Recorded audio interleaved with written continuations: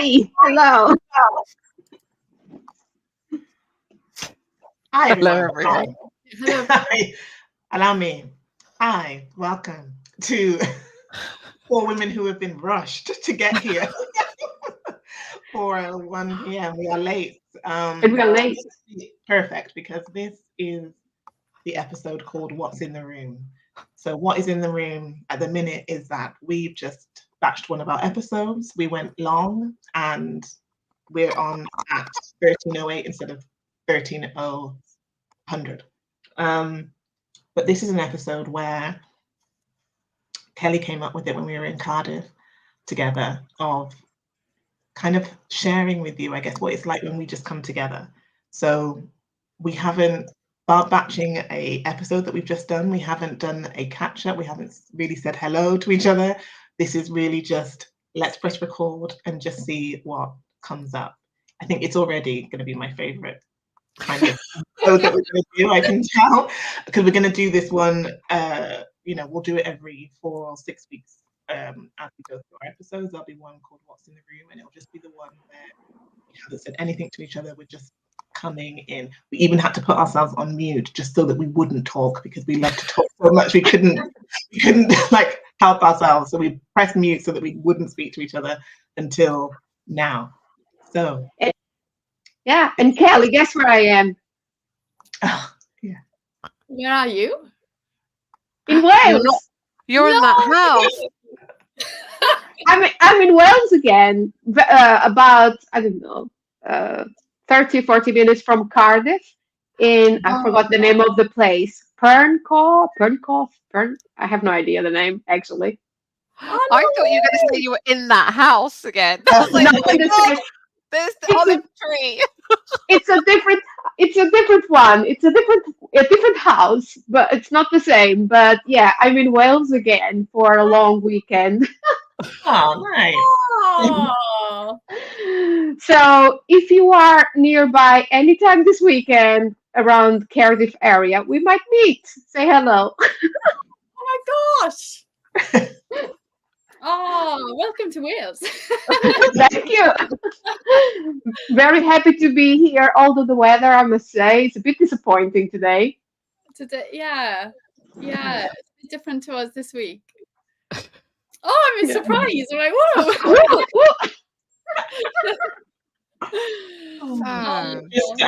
Just you, Carla, or with?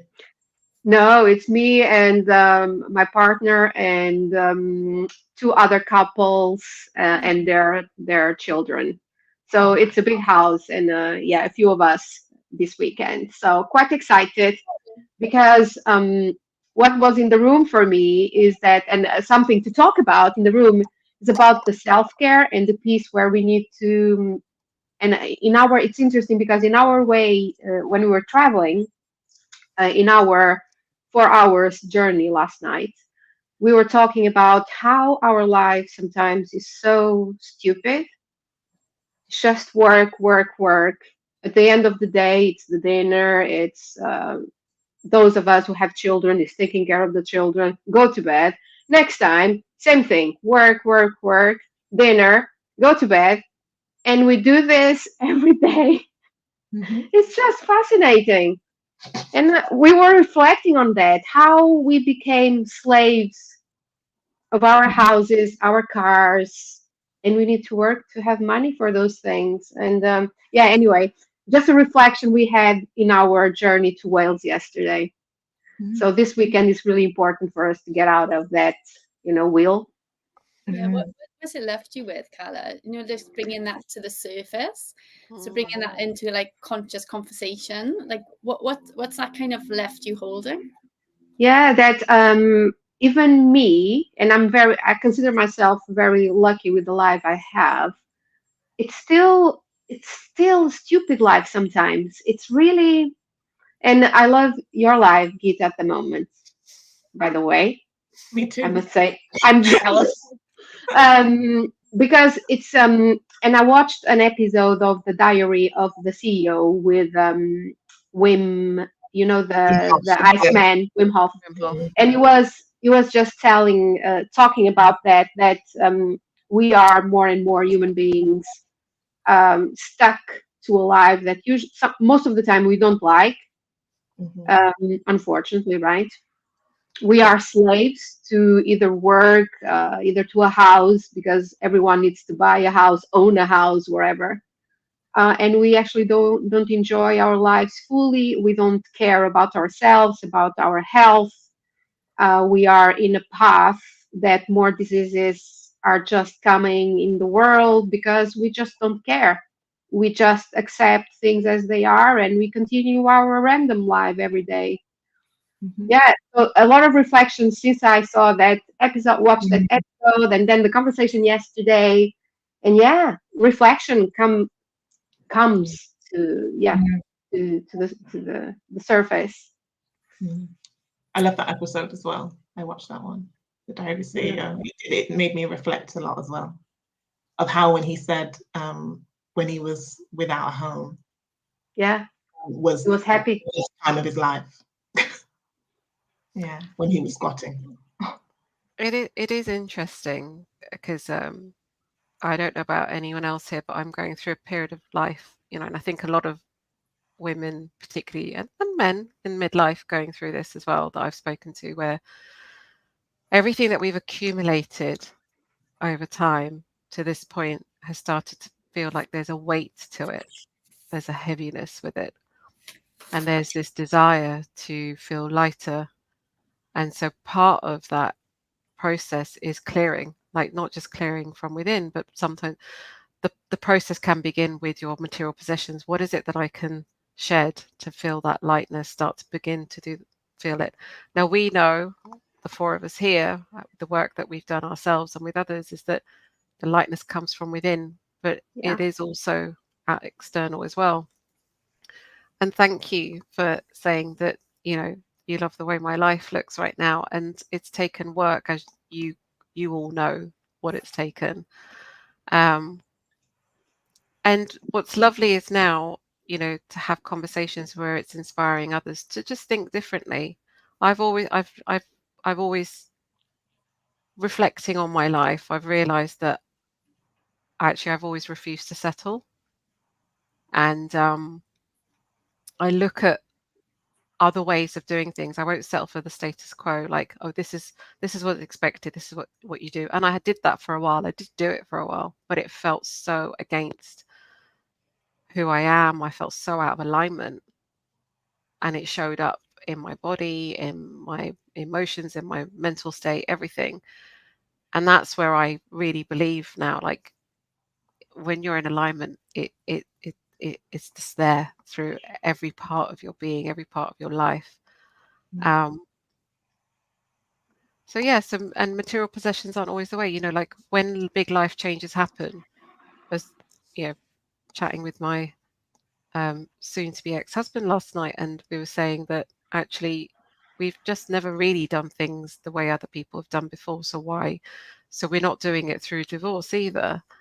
And some people find it quite surprising, but actually we're doing this, and as part of it is to enable ourselves to have a new life, but to also still care for our family unit. That's something we both really care about, our children and our family unit. And it's not been easy to get there, but some people don't understand that. One of the things I say is that when people ask me about our situation is that, he and I have decided to get divorced and not the children. Because typically what happens is, you sell the family home if you can, and then you go into two separate spaces, and it's the kids that have to go backwards and forwards. But they didn't make that decision. And I know it doesn't apply to everyone, but where it can work in our situation, as children are at home, we go in and out. So, I think there is something, that's why, like, I haven't named my business by accident Design Your Midlife, because it's, what is it? What are the possibilities? Don't just be stuck in one way. There are endless possibilities. And I love helping people see that. Yeah. And can I ask you, Gita, when you kind of make these decisions, what part of you is choosing that? Like, what part of you is online that is kind of giving you the courage to kind of do things very differently? Part of me that is now self-honoring, because there was a period of time where I was not honoring myself. So now that's at the forefront. So when I honor myself, I am then more resourced and able to show up in the important relationships in my life in a way that feels. The sound has gone. Peter. Yeah, is that me? Oh, yeah. I Is thought it it was. me? No, there's something going on in the background, but It's gone I now. don't know. Yeah, it's It's gone now, gone. hasn't Yeah. it? So yeah, it's the self-honoring part, and with it, I do consider everybody else, but I don't put them before me anymore. My needs are equally considered in the decisions. Yeah, so interesting. Yeah, a reason I asked that, because I've been kind of leaning much into was truth. Quite an existential thing, you know. Who am I? You know, why am I here? You know, why have I in my inbeliefs, and why have I incarnated at this time? You know, these kind of all these like deeper questions that take you into doorways that you just don't. You need to almost like just swimming and just allow wherever kind of wants to emerge and to kind of surface. And then I was listening to a podcast, and it was on spiritual science. And it was saying when you kind of listen to maybe more of a deeper trust in kind of guiding your life, that then can take you into a little bit of an inflammation in your ego, because all of a sudden then you think you're, you know, in general people think, oh, I know this, and all of a sudden then sometimes something can happen in life that can be difficult, it can be challenging, it can be painful, that then kind of brings us back into a resonance with life that is more our own truth. Yeah. And then what it kind of spoke to me is that, you know, the purpose of everything, even when it's really difficult, and, you know, I've had some challenging hurdles in the last couple of months that I've had to really look at and address. But actually, only by kind of facing certain kind of challenges has allowed me to come back to something much more deeper within myself, a deeper truth, and kind of look forward and go, oh, okay, these are the possibilities. These are the kind of redirections. So I was just really curious to see, because I think when I was doing coaching before, when in the earlier days, the one reason I kind of wanted to explore transpersonal is that I was always curious when people came, you know, what part of you is choosing this goal?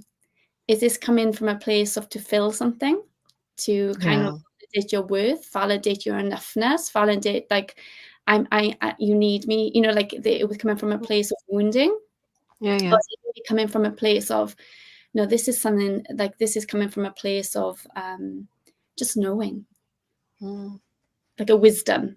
And it sounded wisdom when I was listening to you. It sounded something just a knowing. It sounded just a deep knowing and a deep trusting. It does feel like that more and more so. I mean, it's not always like that. And that's really come about, especially in the last year. Prior to that, some decisions, you know, were made from a place of lack or needing to fill. And what the way I see my life now is I have a beautiful life. I have a really beautiful life. I'm really grateful for so many things. Challenges still happen, but I don't feel that like there's any lack. Yeah. I'm not gripping for anything. I still invite beautiful things in, you know, people, opportunities. I think I'm just more connected to my heart and just supported my other beautiful friend and colleague on a retreat last week in Spain, and it was called Awakening the Heart. And it was just so amazing to witness these women coming in, first of all, on day one, as you were saying, Carla, like, oh God, trying to need to get off the treadmill of life, take me to, I need to go to a retreat. And then by the end, like, just the visible changes, the absolute visible changes. And what we witnessed was them hearing and witnessing the gold within themselves. Like, how often do you really go through the journey? Like, the journey that Tanya took them on was just beautiful, to really deepen with themselves and to really awaken their heart and understand the gold that's within them. Yeah, and what we did say at the end was, and I remember this from years ago, and I don't know if you guys have, recall this and feel this way sometimes, when you've done something beautiful like that and you're going to go back home and you're like, oh God, how am I going to go back home? Mm-hmm. And what we were trying to help them and remind them is that this is with you. This is always with you. Take it home and make some micro changes, start to like build them into your life so that you don't have to feel this pull, oh, I must go on a retreat. But it's Yeah, good to go on a retreat, though, right? it It's is. And it's always a perk. it's a perk. It's lovely. And there are different ways of doing it, I think. If there's like what I suppose I'm trying to say is, for people, like you were saying, Carla, like this way of living, like, oh, why do we do this thing of like, wake up, go to work, have dinner, go to bed? What could you change? What are the possibilities? What have you learned in that retreat space that you could introduce and bring into your life and create that spaciousness, create that own micro retreat for yourself? Mm-hmm. I Yeah. felt that when I came back from this retreat that I went on. Mm. I've definitely been away before and thought and felt that, like, oh, I'll go home now, and like that part of me can only live there. Yeah. And it can't come home with me because my home looks like this. Definitely felt like that.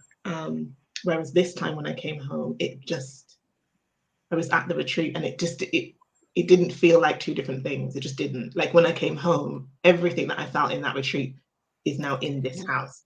It just came home with me, and the whole environment has changed because of that. Like, that person came home as well. So I actually get what you mean. That's interesting, right? Can I ask, because what I feel the word that's coming to my mind is integration.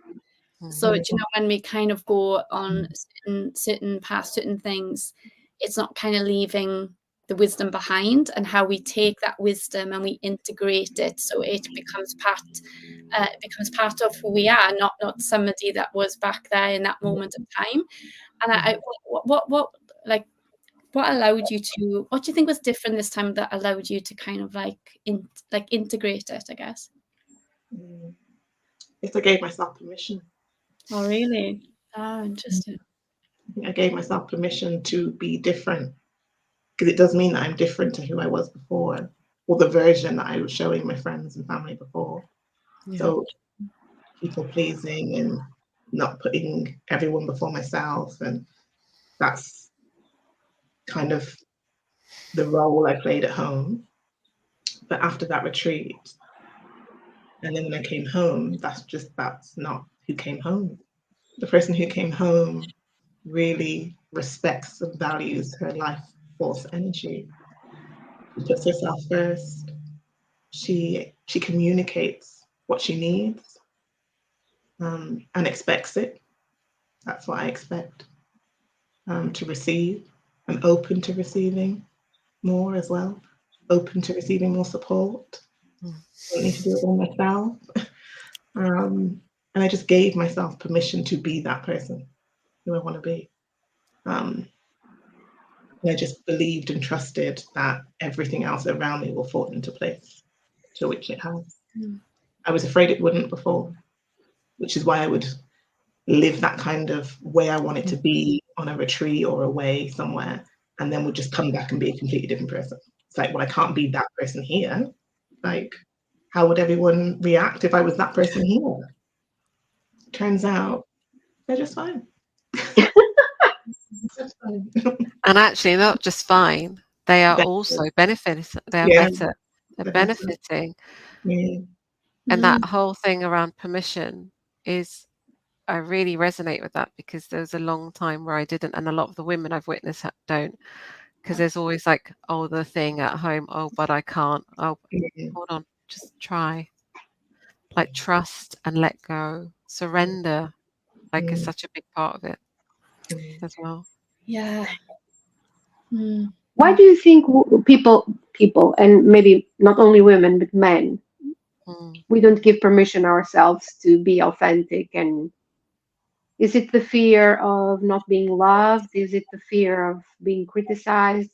And it's All of it. It's a lack of self-worth. All of it. All of it. Yeah. Society doesn't. I don't feel society promotes doing that. It doesn't promote you looking inwards and thinking about, you know, what you want and how do you feel. Like that doesn't really work for a industrial society that needs people to do as they're told and to fulfill these roles, because otherwise the world in which they would like it to live, you know, wouldn't exist. If we all started kind of looking inwards and thinking, oh, do I even like this? Do I even want to do this? Do I want to eat this? Do I want to live here? If we started asking all these questions and then kind of having these different ideas, the type of society that we live in, it wouldn't look like this. So I feel like that's the reason why people don't give themselves permission, is because it just doesn't, that's just not promoted, you know? Unless you're into what we have, unless you're into, you know, it's not promoted. Yeah. Yeah, I think it's something about our attachment system. So, you know, so if for example, you know, we learn from young how to be in relationship and what's acceptable, what's not acceptable. Oh, that part there, that's not acceptable. I'll bury that part, and then we end up kind of shifting. Really allow ourselves to, through our attachment system, is nourished, sometimes not in unhealthy ways. But what I have learned, that I continue to learn, is that we also can, if we don't allow ourselves to, you know, self-honor, that is really being, you know, what I'm hearing in all these conversations at the moment, honoring ourselves, we even keep relational patterns stuck. Yeah. Because we start to play like, I'll show up like this, so then I'll show up like this. So unless we kind of allow ourselves to be much more in resonance with our own truth by showing up, you know, this is how I'm going to be. This is when I'm going to say no. This is who I really am, underneath the mask that I've been feeling I've had to wear. Then it allows somebody else to go, okay, maybe I can show up differently. And I've experienced twofold. I've experienced the, you know, where that's changed very quickly in a light and positive way, and I've also experienced it in a really difficult way, because when you change, then it's like, well, it then another person has got to see something in themselves they don't want to see. Yeah. And I've had defensiveness. I've had people throw, you know, comments at me. So I've had twofold.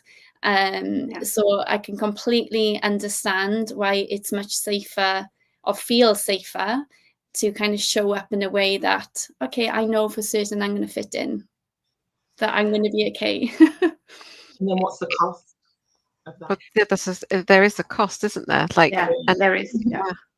And it's so interesting showing up, like, for example, the way you've described, Tavina, the outcome could have been either, couldn't it? Like Kelly's described. But there does come a point where it starts to cost you so much that actually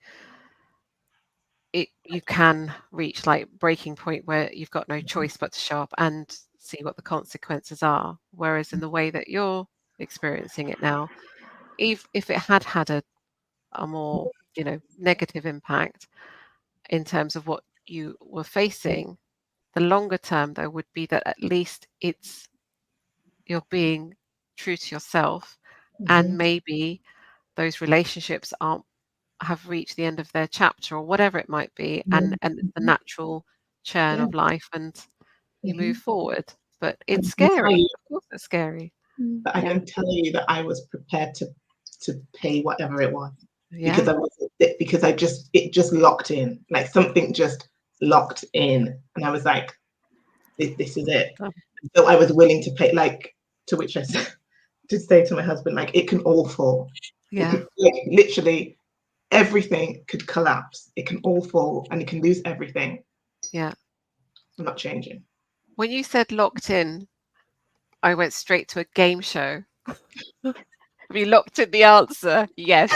Whatever the outcome, the answer's locked in. I could either win the jackpot or lose everything. Whatever. Yeah, I'm just locked in. That's exactly what it is. Yeah, it's the jackpot or nothing. But this is it. Yeah. This is it. Yeah, it really felt when you were like that for me. You know, like when we because I was saying to my therapist, actually, I go to, I love going to therapy. I've part my course and just love it anyway. And I was just saying that actually when you went like this, it reminded me where we construct these limitations, and they could become invisible walls. And it's like, yeah, I can be like that, but I won't go much further. I can be like this, I won't be much further. But it's all self-constructed. Yeah. And there's no walls in the first place. There were no walls. And that's what that reminded me of. I feel like it when I think about it like that. I don't know why, but it's always like here. I think about all these conditions, like me as a human, and then all these conditions and beliefs that I'd put on, like those are all collapsing. And then I can choose, like choose what it is I want to believe, not because I feel like I have to believe this to fit in or to do this. Like these are all kind of conditions that are coming off, and then the ones that I want, I get to like put in, and like all these other ones get to just go away. I don't want to believe those. And I guess the beauty as well is what I've learned over the years is that you have the right to change your beliefs and, as you say, put a new one. Yeah. But then you also have the right, okay, actually, I've tried this, I've lived this, and it's not in alignment with me anymore. So I can put this one in here. You can put this up. Let's put this one out again. Okay. And what I've noticed is some people ask me, isn't that selfish? And I say, no, why is it selfish? Right? You're aligning everything around you to your true self, to your true core, your heart, your self-worth, your worth. And I say to all my clients in every conversation, for me, as soon as I discovered, and I always put it on my heart, that my self-worth, come on, is big. If my self-worth and my heart is big, wherever is around, come on, it's just you. It's being authentic. Authentic is the word for me this year. It's being authentic. And I don't care what other people think. It's me. That's me. That's who I am. It's my true self. And I've heard already, but isn't that selfish? Because you only care about you, what is right for you, what you think is right. People ask me this question. Sorry, is selfish a negative? Is it described as a negative thing? Is that? I'm just looking now because I don't know the definition of selfish. Is it? No, actually, I've never looked it up. Actually, I'm just thinking about it now. Like, is that? If selfish is seen as exclusively as a negative. It is. Yeah. Well, here it is. Yeah, lacking consideration for people. You know, when you think, I think what the messages that have been shaping the reality, and a lot of them are unconscious, and they're shaping these kind of invisible walls that we're kind of living to. And I'm sure my husband might be saying, but we were having a conversation, and he recognised. He said, "I have been putting all you guys first." But by putting you guys first, thinking I am doing the right thing because I'm not being selfish, then actually it is actually having a negative impact because it changes his state. Yes. Now that he is prioritizing and going, no, I need to put me first, the what is coming out of that, the ripple effects, is actually everyone is kind of seeped in that different positive state. Yeah. And it completely changes the energy within the Yeah. family home, within the relationships. And being parents, you're dealing with, well, I do anyway, and I'm sure not the only parent, dealing with emotions all the time. So you have more capacity to be able to be with these big emotions, if it's squabbling, if it's like children pushing boundaries, you know, dealing with all these, you've got much more capacity to be able to kind of hold the emotions your children are not yet mature enough to hold. So I think it's a lot of, you know, what we're told it's meant, and even, you know, you Googled it and it's kind of negative, but it's meaning things sometimes, you know, that I think is really important. Yeah. It's a different way, because, you know, like, I was like your husband, you know, like, I would put everyone else first, and then the way I showed up wasn't always very pleasant to be around. And, you know, and actually all we really want, you know, when we strip everything away as human beings, we all just want deep, beautiful connections.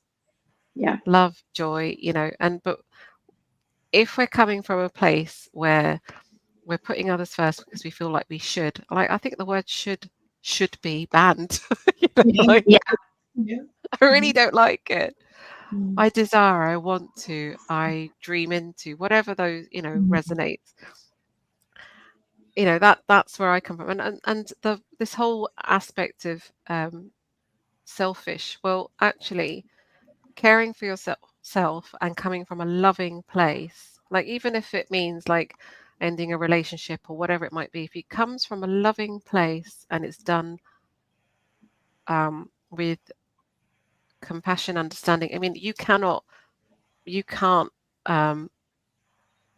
you know, manage how the other person reacts, but you can come from a loving place and hold yourself in that way.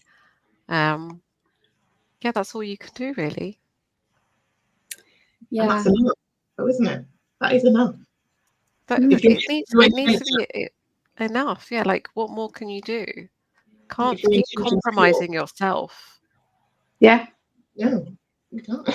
You can't. Yeah, and you got to ask yourself sometimes, you know, because, you know, I've been in these cycles enough. I've been caught in that people pleasing cycle for many years, and it's why is their life more valuable than mine? Why isn't it equal? If I believe in equality, if I believe that everyone is equal, why am I treating myself equal?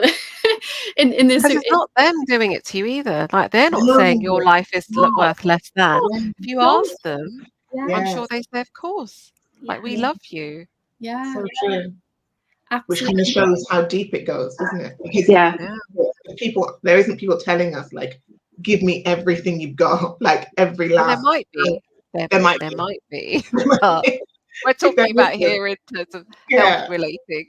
If there isn't, we just do. And I know I had that. Like, that was me. Like, no one was telling me to, like, just give every ounce that I have inside of me at all times, but that's what I was doing. But no one was asking for that. No one's asking for that. Just doing it, thinking I had to, or I should. Yeah. It's all patterns, isn't it? It's all patterns that we've learned some way when we're at certain ages and development. It would make the most sense how to be.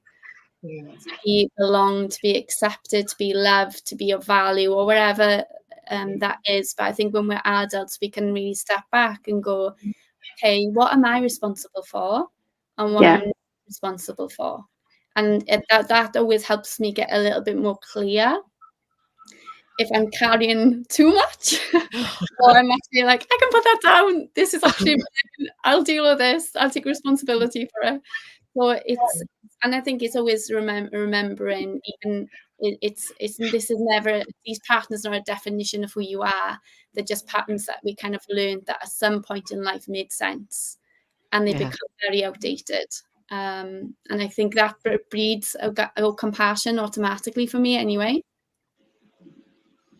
I think even that's quite a light bulb might be for some people, because I think some people do say, well, this is just me. I am just like this. This is not realizing that it's a pattern, that you can actually put it down. You can Yeah, I've heard that many times as well from people saying, "Oh, I've always been like this. This is me. This is who I am, and I can't change it now." Yeah. A lot of people, again, that's a belief. Always opportunity to shift and change, always. Yeah. I guess the question is where am I being inflexible? Because we get caught in rigid, don't we? We get caught in rigidity of this is who I am, this is what I do, this is what my life is, this is where I'm going. But where's the flexibility? And it can bring up fear, it can bring up fear because we're stepping into real uncertainty when we start to go, oh, it doesn't have to be like concrete or plastic. Actually, there's give. This feels like almost like a micro of what's happening on the macro, because if I go a little bit woo-woo here for a moment. I'm allowed. Alert. Alert. Alert. Look at the excitement on the screen. Yeah, you can't wait. I had you at woo-woo. Yeah. There's like this since COVID, there's like this dismantling happening on the more sort of global humanitarian levels, and people believe it or not, it doesn't matter, but this is what I'm noticing, is that old systems, patterns are being challenged, dismantled. People are seeking change. And so what I notice in life is that when something happens on the macro level, it also happens at the micro level within ourselves, within our own systems, family systems, work systems, whatever it might be.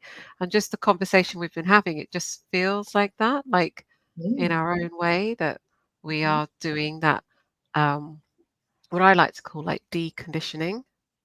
So we're deconditioning from the old patterns and societal norms or whatever we've been conditioned with, to now be able to find our voices, connect with who we are, and self-honor, not be selfish, but self-honoring is very different. And make those good choices going forwards for ourselves, and then in turn, hopefully, for our own systems, and therefore the wider systems as we go through. It just feels like it's a real pivotal time in humanity. But there you go, that's my little bit of woo-woo there. That's how it feels. It's a nice place to end, because I know we have to end, but I just want to end on one last thing I want to say. That I also stopped wearing a bra and I really like it. Oh, I love how you were. I have really great large breasts, and I just really don't want to wear a bra anymore. So I just stopped, and I just feel really great. To me, it's freedom in every level, aren't you? Oh, it's so free. I just feel very free. You know what? It's amazing. Yesterday I went out with, I can't say who with, because I can't say who with, but they spent £200 on new bras. Like, like, who came up with that? Like, why is it so expensive? Why do we have to wear them? I know. If you want to wear them, fine. But I just wear them. It's a choice. System. That's what made me think about it when you said that. A system of wearing a bra. Well, I don't want it, so I'm not. That's why we call the podcast the Women's Evolution, right? That's why evolving. It's evolution, and in some situations a revolution as well. So it's a bit of mix of both. I told you this is going to be the favorite episode. What's in the room? Thank you all for watching, and we'll see you soon. See you soon. In 2 weeks, right? So in 2 weeks, we will be here, not live streaming live in the room, but we are recording now until the end of August. Beginning when are we getting back really live like we are now? It's in the 6th of The beginning September, of right? yeah. Yeah. So beginning of September. But because we wanted to make sure that we would have an episode every 2 weeks, so we will still be together. We will record a few topics, and they will be streamed. So we will still be here every 2 weeks.